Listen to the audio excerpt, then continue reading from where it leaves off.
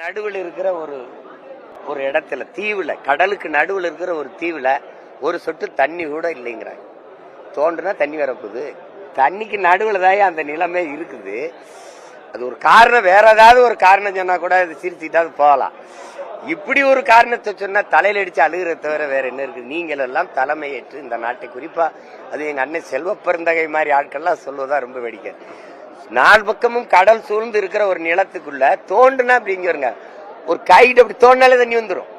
அதுல தண்ணி இல்ல, அதனால கொடுத்தோங்கிறீங்க. தண்ணி இல்லைங்கிறதான் காரணமா? சரி, தார் பாலைவனம், இந்த ராஜஸ்தான்ல இருக்க பாலைவனத்தெல்லாம் கேட்டா தண்ணி இல்லைன்னு கொடுத்துருவீங்களா?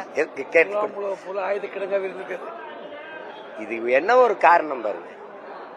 இதெல்லாம் கொடுத்து எவ்வளவு காலம் ஆயிடுச்சு நீங்க பாருங்க.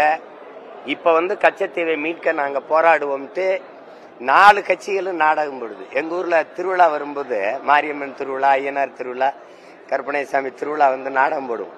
இது மாதிரி இப்ப தேர்தல் திருவிழா வர்றதுனால இந்த கச்சத்தீவு மீட்பு நாடகத்தை போடுது. நம்ம முந்தா நாள் தான் எடுத்து கொடுத்துருக்காங்க. அதனால இன்னைக்கு மீட்க இவங்க தீர்மானம் போடுறாங்க. கொடுத்த 4 பேரு இந்த காங்கிரஸ் கூட இருந்து அது கைகட்டி பதவிக்காக நின்னது இந்த திமுக.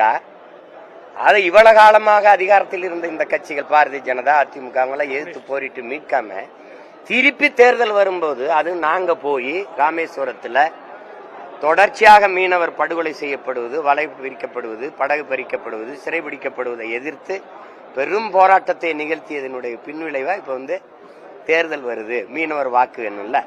சரி, அதெல்லாம் விடுங்க. அது அந்த நாடகம். அதான் கச்சத்தீவை பேசி ஆகணும். ஏன்னா எங்களுடைய தாத்தா